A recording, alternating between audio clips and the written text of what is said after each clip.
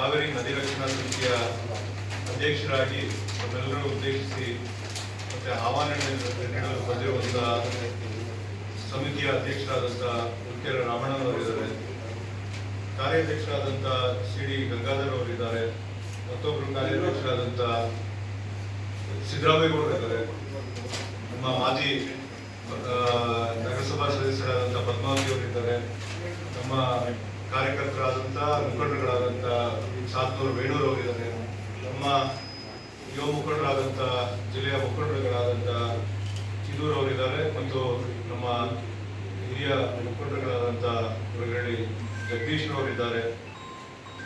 ಇವತ್ತು ಕಾವೇರಿ ನದಿ ರಕ್ಷಣಾ ಸಮಿತಿಯ ವತಿಯಿಂದ ಯಾವ ರೀತಿ ನಾವು ಕಾವೇರಿ ನದಿ ನೀರನ್ನ ಈ ರೈತಾಪಿ ವರ್ಗದವರಿಗೆ ಉಳಿಸ್ಕೊಳ್ಳೋ ನಿಟ್ಟಿನಲ್ಲಿ ನಮ್ಮ ಮಾದೇವರು ಕಾಲದಿಂದಲೂ ಕೂಡ ಮುಂದಿನ ದಿವಸಗಳಿಂದಲೂ ಕೂಡ ಏನು ಹೋರಾಟವನ್ನು ಮಾಡ್ಕೊಂಡು ಬರ್ತಾ ಇದ್ದಾರೆ ಅದನ್ನು ಜೀವಂತವಾಗಿ ಇಟ್ಕೊಂಡು ಮುಂದಿನ ದಿವಸಗಳಲ್ಲೂ ಕೂಡ ಒಂದು ತಾಂತ್ರಿಕವಾಗಿ ಇನ್ನೂ ಸುಸಜ್ಜಿತವಾಗಿ ಹೋರಾಟವನ್ನು ರೂಪಿಸಬೇಕು ಅಂತೇಳಿ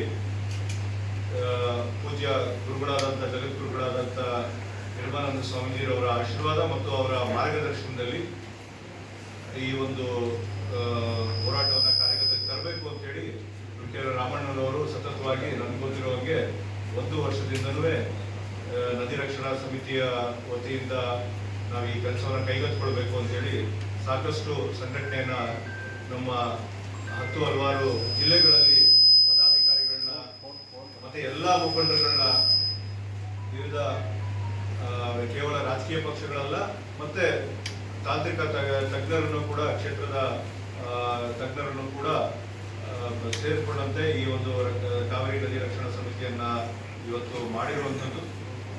ಅದಕ್ಕೆ ಅಂಗವಾಗಿ ಮುಂದಿನ ದಿವಸಗಳಲ್ಲಿ ಯಾವ ರೀತಿ ಹೋರಾಟವನ್ನು ಮಾಡಬೇಕು, ಯಾವ ರೀತಿ ನಿರ್ಣಯಗಳನ್ನ ಕೈಗೊಳ್ಳಬೇಕು ಅಂತೇಳಿ ಏಪ್ರಿಲ್ 5ನೇ ತಾರೀಕು ರಾಜ್ಯ ಒಕ್ಕಲಿಗ ಸಂಘದ ಆವರಣದಲ್ಲಿರುವಂತಹ ಕುವೆಂಪು ಕಲಾಕ್ಷೇತ್ರದಲ್ಲಿ ಒಂದು 3 ಭಾಗವಾಗಿ ಕಾರ್ಯಾಗಾರವನ್ನ ಹಮ್ಮಿಕೊಂಡಿದ್ದು, ಕಾರ್ಯಾಗಾರಕ್ಕೆ ಕೇಂದ್ರ ಸಚಿವರುಗಳಾದಂಥ ಶ್ರೀ ಎಸ್ ಟಿ ಕುಮಾರಸ್ವಾಮಿ ಅವರು, ವಿ ಸೋಮಣ್ಣನವರು ಮತ್ತೆ ಮಾಜಿ ಪ್ರಧಾನಮಂತ್ರಿಗಳಾದಂಥ ಎಸ್ ಟಿ ದೇವೇಗೌಡರು ಇವರು ಮತ್ತೆ ವಿರೋಧ ಪಕ್ಷದ ನಾಯಕರಾದಂಥ ಆರ್ ಅಶೋಕ್ರವರು ಮತ್ತೆ ಸರ್ಕಾರದ ಮುಖ್ಯಮಂತ್ರಿಗಳು ಮತ್ತು ಉಪಮುಖ್ಯಮಂತ್ರಿಗಳಾದಂಥ ಸಿದ್ದರಾಮಯ್ಯನವರು ಮತ್ತೆ ಡಿ ಕೆ ಶಿವಕುಮಾರ್ ಇವರೆಲ್ಲರನ್ನೂ ಕೂಡ ಆಹ್ವಾನಿಸಿದ್ದು ಅವರು ಕೂಡ ತುಂಬ ಹೃದಯದಿಂದ ಈ ಕಾರ್ಯಕ್ರಮಕ್ಕೆ ಬಂದು ಅವರ ಬೆಂಬಲವನ್ನು ಸೂಚಿಸಲಿದ್ದಾರೆ. ಮತ್ತೆ ಇದು ಯಾವ ರೀತಿ ನಮ್ಮ ರಾಜ್ಯದ ಆಸ್ತಿ ನಮ್ಮೆಲ್ಲರ ಜೀವನಾಡಿಯಾದಂಥ ಕಾವೇರಿ ನದಿ ನೀರನ್ನ ನಾವು ಯಾವ ರೀತಿ ಸಂರಕ್ಷಿಸಿಕೊಳ್ಬೇಕು ಅಂತೇಳಿ ಅವರೆಲ್ಲರೂ ತಮ್ಮ ಬೆಂಬಲವನ್ನು ಸೂಚಿಸುವಂಥ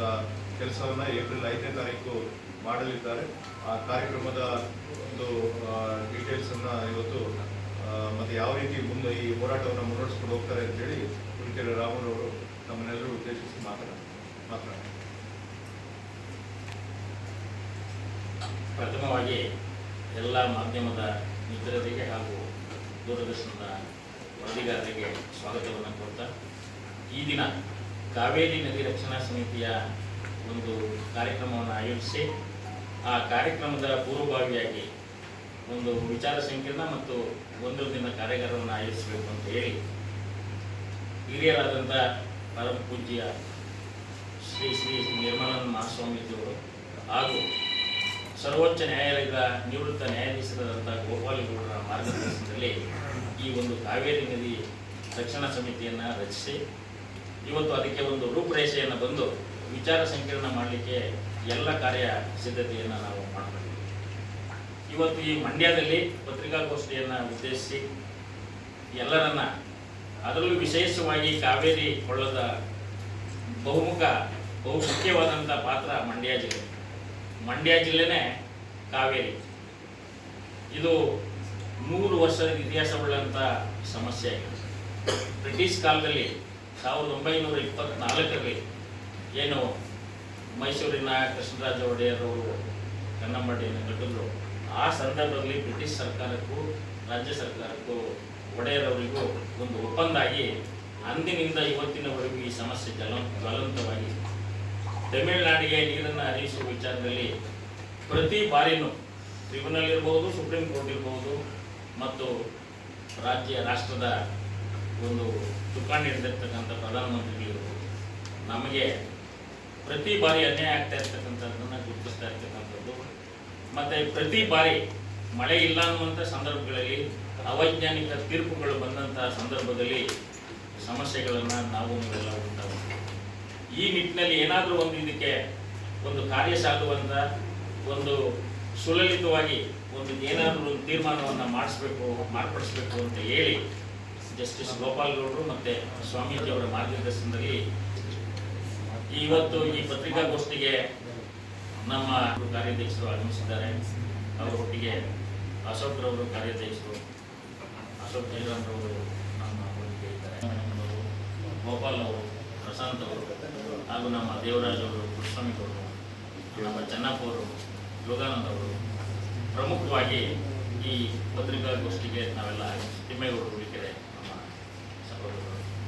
ಹಾಗಾಗಿ ಈ ದಿನ ವಿಶೇಷವಾಗಿ ಯಾಕೆ ಮಂಡ್ಯದಲ್ಲಿ ಪ್ರಥಮವಾಗಿ ಈ ವಿಚಾರ ಸಂಕಿರಣಕ್ಕೆ ಆಹ್ವಾನ ಮಾಡಲಿಕ್ಕೆ ಬಂದಿದ್ದೀವಿ ಅಂತಂದರೆ, ಸ್ವಾಮೀಜಿಯವರು ನಮ್ಮ ಜಿಲ್ಲೆಯ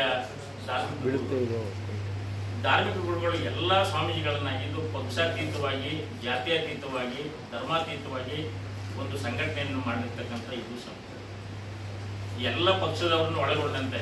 ಏಕೆಂದರೆ ಆಡಳಿತ ಇರ್ತಕ್ಕಂಥದ್ದು ರಾಜಕೀಯ ಪಕ್ಷದ ನಿಯಂತ್ರಣದಲ್ಲಿ, ಕೇಂದ್ರ ಸರ್ಕಾರ ಇರ್ಬೋದು, ರಾಜ್ಯ ಸರ್ಕಾರ ಇರ್ಬೋದು.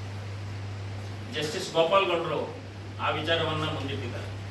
ಸ್ವಾಮೀಜಿಯವರ ಮಾರ್ಗದರ್ಶನದಲ್ಲಿ ರಾಜ್ಯ ಸರ್ಕಾರ ಇರ್ಬೋದು, ಕೇಂದ್ರ ಸರ್ಕಾರ ಇರ್ಬೋದು, ಈ ಒಂದು ಸಂಕಷ್ಟ ಸೂತ್ರದ ಬಗ್ಗೆ ಏನಾದರೂ ಒಂದು ತೀರ್ಮಾನ ಕೈಗೊಳ್ಳಲಿಕ್ಕೆ ಒಲವನ್ನು ತೋರಿಸ್ಬೇಕು ಅಂತಂದರೆ ಸ್ವಾಮೀಜಿಯವರ ಮಾರ್ಗದರ್ಶನ ನಡಿಬೇಕು ಅನ್ನುವಂಥ ಉದ್ದೇಶದಿಂದ ಇವತ್ತು ಈ ಸಮಿತಿಯನ್ನು ರಚಿಸಿ ಇವತ್ತು ಕಾರ್ಯಾಗಾರವನ್ನು ಮಾಡಲಿಕ್ಕೆ ಉದ್ದೇಶವನ್ನು ಮಾಡಿದ್ದಾರೆ.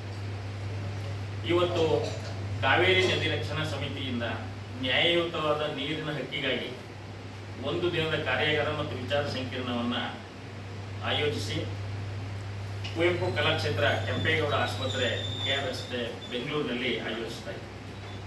ಇದನ್ನು ಪರಮ ಪೂಜ್ಯ ಶ್ರೀ ಶ್ರೀ ಡಾಕ್ಟರ್ ನಿರ್ಮಲಾನಂದ ಮಹಾಸ್ವಾಮೀಜಿಯವರು ಉದ್ಘಾಟನೆಯನ್ನು ಮಾಡ್ತಾ ಇದ್ದಾರೆ. ಘನ ಉಪಸ್ಥಿತಿಯನ್ನು ನಮ್ಮ ದೇಶದ ಹೆಮ್ಮೆಯ ಪುತ್ರ ಮಾಜಿ ಪ್ರಧಾನಮಂತ್ರಿಗಳಾದಂಥ HD ದೇವೇಗೌಡರು ವಹಿಸ್ತಾ ಇದ್ದಾರೆ. ಹಾಗೂ ಪ್ರಾಸ್ತಾವಿಕ ನುಡಿ ಮತ್ತು ದಿಕ್ಸೂಚಿಯನ್ನು ನಮ್ಮ ಹಿರಿಯ ವಿಶ್ರಾಂತ ಸುಪ್ರೀಂ ಕೋರ್ಟ್ ನ್ಯಾಯಾಧೀಶರಾದಂಥ ಗೋಪಾಲ್ ಗೌಡರು ಆಶೀರ್ವಚನ ಮಾಡ್ತಾ ಇದ್ದಾರೆ. ಹೇಗಿರಬೇಕು ಈ ಹೋರಾಟ ಮತ್ತು ಈ ನ್ಯಾಯಯುತವಾದಂಥ ನಮ್ಮ ಹಕ್ಕಿಗಾಗಿ ಅನ್ನುವಂಥದ್ದನ್ನು ಅವರು ಪ್ರಸ್ತಾವನೆಯನ್ನು ಮಂಡಿಸಿದ್ದಾರೆ. ಹಾಗೆ ಮುಖ್ಯ ಅತಿಥಿಗಳಾಗಿ ಬೆಳಗಿನ ಕಾರ್ಯಾಗಾರ ಉದ್ಘಾಟನಾ ಸಮಾರಂಭಕ್ಕೆ ಈ ಜಿಲ್ಲೆಯ ಲೋಕಸಭಾ ಸದಸ್ಯರು, ಮಾಜಿ ಮುಖ್ಯಮಂತ್ರಿಗಳು, ಕೇಂದ್ರದ ಉಕ್ಕು ಮತ್ತು ಭಾರಿ ಕೈಗಾರಿಕಾ ಸಚಿವರಾದಂಥ HD ಕುಮಾರಸ್ವಾಮಿಯವರು ಮುಖ್ಯ ಅತಿಥಿಗಳಾಗಿ ಆಗಮಿಸ್ತಾ ಇದ್ದಾರೆ. ಅವರೊಟ್ಟಿಗೆ ವಿರೋಧ ಪಕ್ಷದ ನಾಯಕರಾದಂಥ R ಅಶೋಕ್ರವರು ಮತ್ತು ರಾಜ್ಯದ ಸಚಿವರಾದಂಥ ರಾಮಲಿಂಗಾರೆಡ್ಡಿಯವರು, MP ಗಳಾದಂಥ ಡಾಕ್ಟರ್ CN ಮಂಜುನಾಥ್ರವರು ಮತ್ತು ಮೈಸೂರಿನ ಒಡೆಯರ್ ಸಂಸ್ಥಾನದ ಒಡೆಯರಾದಂಥ ಲೋಕಸಭಾ ಸದಸ್ಯರಾದಂಥ ಚಾಮರಾಜ ಒಡೆಯರ್ ಅವರು ಸಹ ಇಲ್ಲಿ ಬರ್ತಾ ಇದ್ದಾರೆ. ಜೊತೆಗೆ ನಮ್ಮ ವಕೀಲ ಸಂಘದ ಅಧ್ಯಕ್ಷರಾದಂಥ ಅಶೋಕ್ರವರ ನೇತೃತ್ವದಲ್ಲಿ ಅಧ್ಯಕ್ಷರನ್ನು ಸಹ ಆಹ್ವಾನಿಸ್ತಾ ಇದ್ದಾರೆ. ಹಾಗೂ ಘನ ಉಪಸ್ಥಿತಿ ಇಬ್ಬರು ನ್ಯಾಯಾಧೀಶರು, ನಮ್ಮ ಅರಕೆರೆಯ AJ ಸದಾಶಿವರವರು, ನಿವೃತ್ತ ಹೈಕೋರ್ಟ್ ನ್ಯಾಯಾಧೀಶರು, ಮತ್ತು KR ನಗರದ ನಮ್ಮವರೇ ಆದಂಥ ಚಂದ್ರಶೇಖರ್ ಅವರು. ಯಾಕೆ ಈ ಸ್ವಾಮಿ ಈ ನಿವೃತ್ತ ನ್ಯಾಯಾಧೀಶರನ್ನ ಇವರು ಆಯ್ಕೆ ಮಾಡಿದ್ವಿ ಅಂತಂದರೆ, ಈ ಸಮಸ್ಯೆ ಬಗ್ಗೆ ಪರಿಪೂರ್ಣವಾದಂಥ ಜ್ಞಾನ ಇರ್ತಕ್ಕಂಥ, ಇದರ ಸಮಸ್ಯೆ ಬಗ್ಗೆ ಹಲವಾರು ಬಾರಿ ವಾದವನ್ನು ಮಂಡಿಸಿರ್ತಕ್ಕಂಥವ್ರನ್ನ ಆಹ್ವಾನ ಮಾಡಿದ್ದೇವೆ. ಗೌರವ ಸಲಹೆಗಾರಾಗಿ ಮಂಡ್ಯದಿಂದ B. ತಮ್ಮಣ್ಣವರಿದ್ದಾರೆ, ಬೆಂಗಳೂರಿನಲ್ಲಿ M. ಕೃಷ್ಣಪ್ಪನವರು, ಬಸವನಾರಾಯಣವರು, ಗೋಪಾಲಯ್ಯನವರು, ಇನ್ನೊಬ್ಬರು ಶಾಸಕರಾದಂಥ M. ಕೃಷ್ಣಪ್ಪನವರು, ಮೈಸೂರಿನ M. ಶಿವಣ್ಣವರು ಮಾಜಿ ಮಂತ್ರಿಗಳು,